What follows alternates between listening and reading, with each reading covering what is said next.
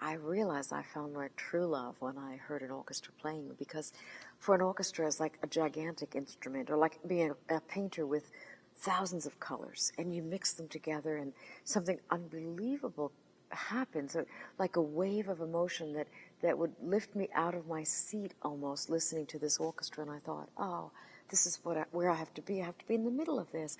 I have to be surrounded by this music that is so uplifting. Conducting is working with this amazing instrument, this instrument of 100 people, all working together, but all doing something different. And this was so fascinating to me. From the back of the orchestra, have the trombone and the tuba, to the first violin sitting right there, to the heart of the orchestra, the woodwinds. Everybody's doing something different. And they're all focused on making something beautiful happen. And I'm in the middle of that, and I feel like I'm the frame in a way. I'm trying to enable this to happen. I'm trying to establish a landscape where something beautiful can flourish. You know, some people think of the orchestra as an autocracy, and there's the conductor, and everyone is just following the conductor's lead. Actually, the orchestra is like a great democracy where everyone is important, and everyone has their say at different times. And we're constantly supporting them or stepping forward ourselves, and it's always in flux. Perfection is something to strive for, not to attain, I think. I once heard a wonderful story about an ancient Japanese temple in which the builders felt that it was so perfect that they took one stone out and put it in upside down just to create a tiny bit of imperfection. And imperfection is part of humanity. So I think humanity is what an orchestra is all about. How people play is who they are. And every night it's different. One night the oboe might rush a little bit. Another night she might take her time on something. It's been said that architecture is actually frozen music. And our music is a living entity, but it does have a shape. And people can't see that. Our audience can't see that. They have to hear the shape of this and understand the building, which is the piece of music.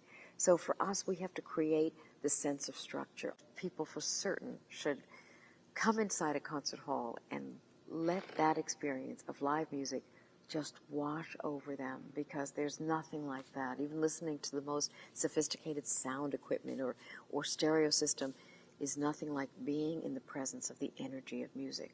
It's like a force field. You know, the classical music world, I think, is very conservative, and that's why people still maybe are surprised by the idea of a woman conductor, because throughout history, the image of a conductor was someone like Arturo Toscanini or Leonard Bernstein, and a very male, very, very dominant, autocratic figure.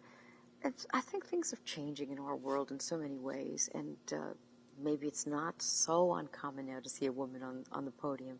I think we're getting towards the point maybe where we won't be saying woman conductor. We certainly don't say woman violinist or woman cellist anymore. And Virginia Symphony, for instance, is easily half women now.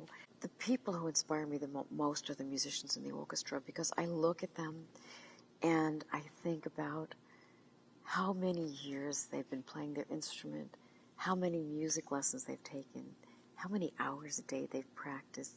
And I start thinking of their lives and their dedication and how much work they've spent just on that particular phrase so that it's going to be perfect for our audience. And I think that's so inspiring. I just want to stay on this path somehow of having music reveal itself to me.